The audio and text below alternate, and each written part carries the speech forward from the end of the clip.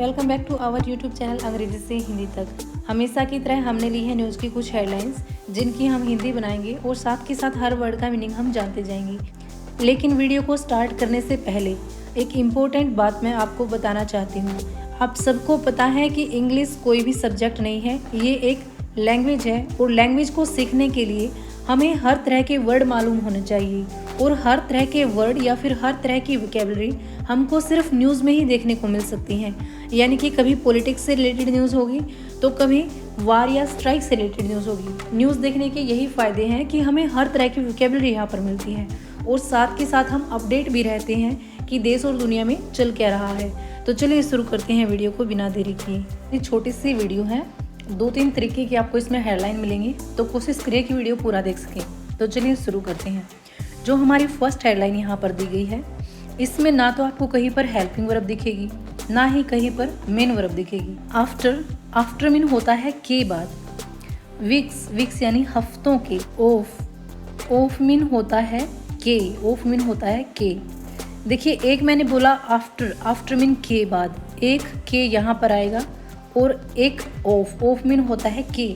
अब ये जो के है ये नेक्स्ट वाले वर्ड के लिए है, अभी आप समझ जाएंगे। India US face of, Bharat और अमेरिका के टकराव के। फेस ऑफ मीन होता है टकराव।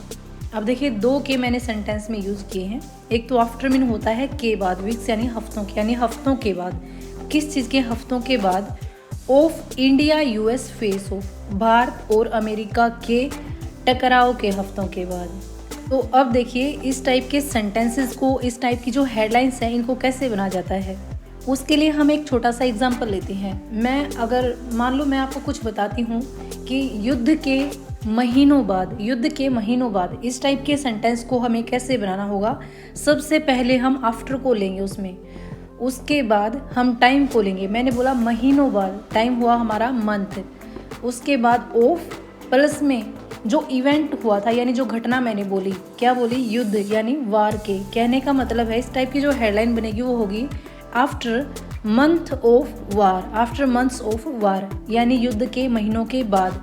उसी तरह से इस हेडलाइन को बना गया है after weeks of India US face of, यानी कि भारत और अमेरिका के आमना सामना होने के हफ्तों बाद।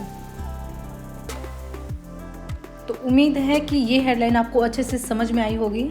तो चलिए देखते हैं हमारी नेक्स्ट हेडलाइन को। इसमें आपको सब्जेक्ट देखने को नहीं मिलेगा, इसमें डायरेक्ट इन्होंने मेन वर्ब यूज़ की है। और मेन वर्ब भी कैसे? प्रेजेंट इंडेफाइनाइट टेंस में।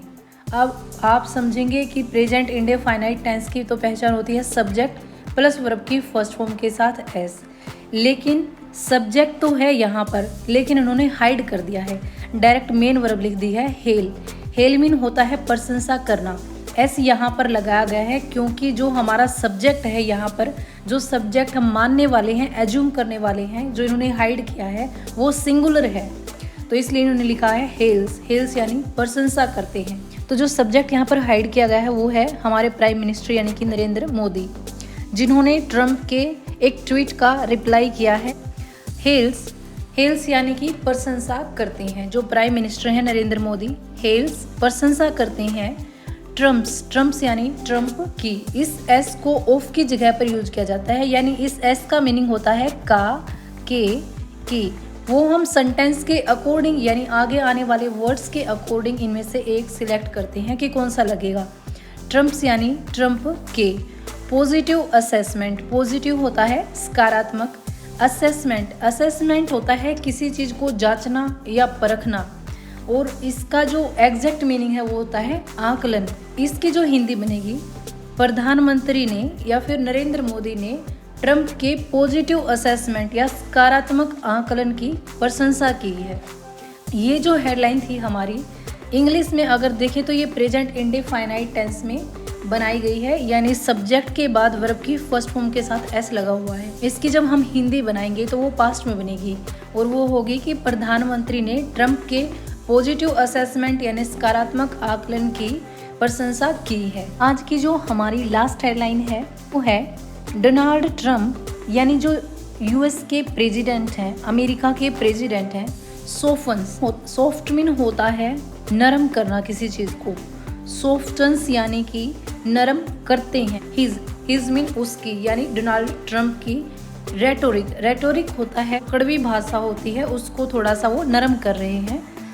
तो इसकी जो हिंदी होगी वो होगी डोनाल्ड ट्रंप अपनी तीखी भाषा को नरम करता है। अगर मैं आपको एकदम आसान शब्दों में समझाऊं तो जो डोनाल्ड ट्रंप हैं वो इंडिया को लेकर पहले कड़े शब्दों का इस्तेमाल कर रहे थे, लेकिन अब वो एशिया की कंट्रीज़ में यूनाइटी देखकर अब थोड़ा सा उनका जो लहजा है वो बदल गया है, कुछ नरम शब्दों का इस्तेमाल कर रहे हैं। आज की वीडियो में सिर्फ इतना ही, मिलते हैं नेक्स्ट वीडियो में। Thanks for watching.